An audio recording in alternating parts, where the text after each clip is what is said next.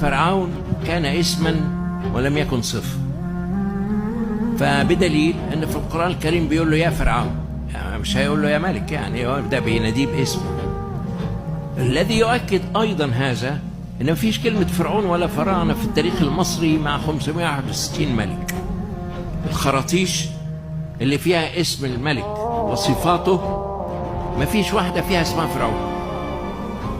بالمناسبة دي خرطوش أو كارتوش دي كلمة يونانية، إنما الاسم المصري للكارتوش شنرن الذي يوضع فيه اسم الملك، ولغاية النهارده ما يبقى فيه اسم كبير تقول ده شنة ورنة، صح؟ والله اللي ليه شنة ورنة هو واحد بس، البعبع. ربنا يسترها عليكم منه يا مثبت العقل في الراس يا رب.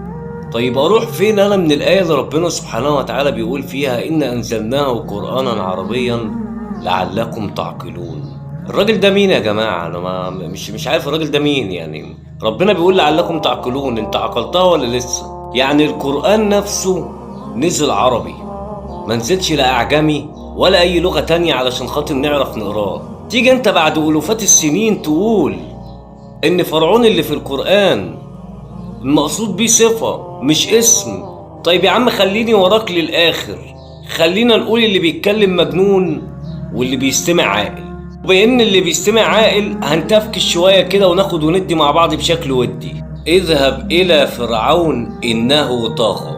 يعني ربنا هينده سيدنا موسى في القرآن باسمه، مش مثلا يا نبي يا رسول، وهي عند فرعون وهيلقبه هيعظمه. ما حرام عليكم بقى.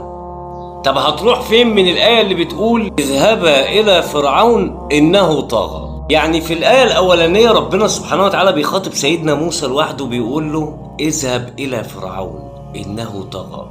في الآية التانية بيخاطب اتنين، سيدنا موسى وسيدنا هارون، اذهبا الاتنين إلى فرعون إنه طغى. يعني أنا عايز أفهم يعني إيه الغريب في إن القرآن كله يبقى عربي وكلمة فرعون في القرآن تبقى مش عربي؟